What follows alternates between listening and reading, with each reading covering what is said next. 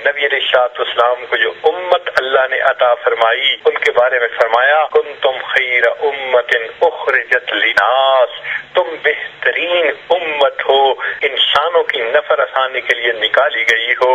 تو امت بھی بہترین، دین بھی بہترین، کتاب بھی بہترین، اور نبی علیہ السلام کے ارد گرد جو لوگ تھے وہ بھی سب کے سب بہترین تھے۔ پھر نبی علیہ السلام کے اپنے حسن و جمال کا کیا کہنا، واللیل سیاہی زلفوں کی، چہرہ والضحیٰ اس کا، سارے جہاں کا پیارا ہے، آپ محب ہے خدا اس کا، رب نے بنایا جب اس کو خود آپ کہا سبحان اللہ۔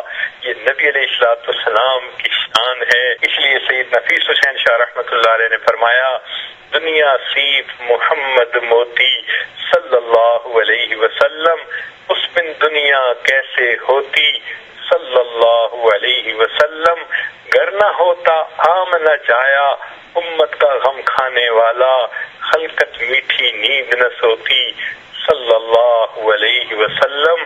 اس لیے سیدنا حسان رضی اللہ عنہ نے نبی السلام کی اس طرح شان بیان کی، وَأَحْسَنَ مِنْكَ لَمْ تَرَ قَطُّ عَيْنِي وَأَجْمَلَ مِنْكَ لَمْ تَلِدِ النِّسَاءُ خُلِقْتَ مُبَرَّأً مِنْ كُلِّ عَيْبٍ كَأَنَّكَ قَدْ خُلِقْتَ كَمَا تَشَاءُ۔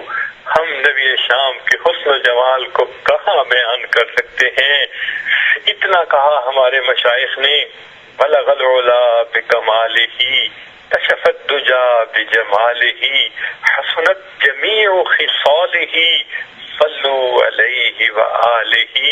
ہم آج ربیع الاول کے اس مہینے میں نبی علیہ السلام کی شان بیان کرنے کے لیے ایک جگہ پر جمع ہیں۔ ہماری وہ کیفیت ہے کہ جس طرح یوسف علیہ السلام کے خریداروں کے لیے جب لوگ اکٹھے ہوئے تو ایک بڑھیا بھی تھی جس کے پاس دھاگے کی اٹی تھی، وہ یوسف علیہ السلام کو خریدنے کے لیے آئی تھی۔ کسی نے کہا اماں تو کیسے خرید سکے گی، یوسف علیہ السلام کو خریدنے کے لیے بڑے بڑے لینڈ لارڈ آئے ہیں، نواب آئے ہیں، امیر آئے ہیں، وزیر آئے ہیں، وہ تو مال و دولت کے خزانے لٹا دیں گے، آپ کیسے خریدو گی؟ تو بڑھیا نے جواب دیا تھا ہاں یہ تو میں بھی جانتی ہوں، میں یوسف کو اٹی سے خرید تو نہیں سکتی، مگر قیامت کے دن جب اللہ رب العزت فرمائیں گے تیرے یوسف علیہ السلام کے خریدار کہاں ہے، تو اس میں تو میرا نام بھی شامل ہو جائے گا، میں اپنا نام ان کے خریداروں میں شامل کروانے کے لیے آئی ہوں۔ اسی طرح اس امت میں اللہ کے حبیب صلی اللہ علیہ وسلم کی منقبت لکھنے والے، نعت لکھنے والے لاکھوں علماء صلحاء گزرے ہیں، مگر ہم آج اس لیے جمع ہیں، ہم امت کے خود خطا کار گناہگار بندے ہیں۔ جب قیامت کے دن پوچھا جائے گا میرے محبوب صلی اللہ علیہ وسلم سے محبت کرنے والے کہاں ہیں، تو اس مجلس کی برکت سے ہم بھی کہہ سکیں گے اللہ آپ کے محبوب صلی اللہ علیہ وسلم کی محبت ہمیں کھینچ لائی تھی، ہم ایک جگہ پر جمع تھے۔ یہ اللہ رب العزت کا ہم پر فضل اور احسان ہے۔ ذرا غور کیجئے کہ مہمان کی آمد پر دو طرح کی خوشی منائی جاتی ہے۔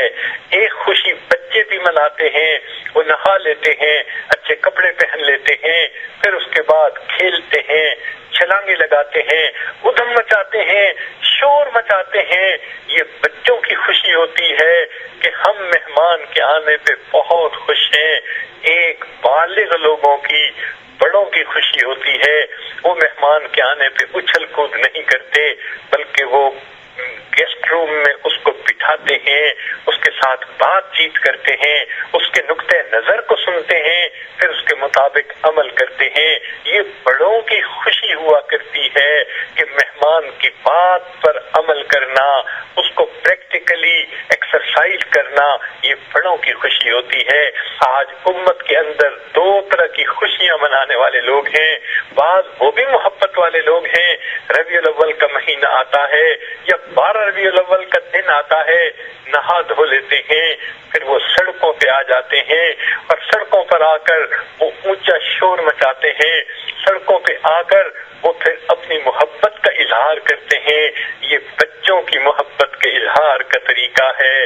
اور ایک ہے بالغ بڑے لوگوں کی محبت کا طریقہ یہ وہ لوگ ہوتے ہیں جو مساجد میں ہوتے ہیں، گھروں میں ہوتے ہیں، وہ محفلیں سیرت کی قائم کرتے ہیں، وہ نبی اسلام کی شان بیان کرتے ہیں، سیرت بیان کرتے ہیں، سنت نبوی کا مرتبہ بیان کرتے ہیں، اور پھر عہد کرتے ہیں کہ ہم ان سنتوں پر عمل کریں گے۔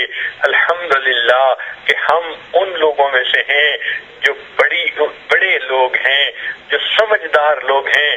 ہم بچوں کی طرح نادانی سے محبت نہیں مناتے، ہم بڑوں کی طرح سمجھداری سے محبت مناتے ہیں۔ لہذا آج اس مجلس میں ہم دلوں میں یہ عہد کر لیں، اللہ آپ کے حبیب صلی اللہ علیہ وسلم کی ایک ایک سنت پر آج ہم عمل کرنے کا عہد کرتے ہیں۔ ہمیں ایسا بنا دیجئے کہ جب موت کا وقت آئے، ملک الموت آ کر ہمارے دماغ کو ٹٹولے، علم نبوی سے بھرا نظر آئے، ہمارے دلوں کو ٹٹولے، عشق نبوی سے بھرا نظر آئے، ہمارے اعضاء کو ٹٹولے، سنت نبوی سے مزین نظر آئیں۔ اس محبت کے ساتھ ہم جئیں اور آقا صلی اللہ علیہ وسلم کی اسی محبت کے ساتھ دنیا سے رخصت ہوں۔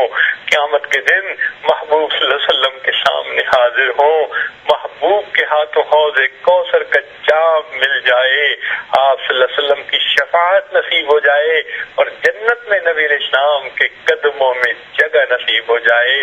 یہی زندگی کی تمنا ہے۔ اللہ ہماری حاضری کو قبول فرما لے اور ہمیں اپنے مقبول بندوں اور بندیوں میں شامل فرما لے۔ دیار یثرب میں گھومتا ہوں، نبی کی دہلیز چومتا ہوں، شراب عشق نبی کو پی کر مزے مزے سے میں جھومتا ہوں۔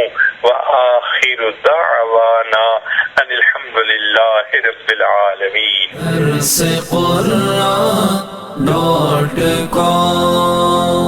www.darsequran.com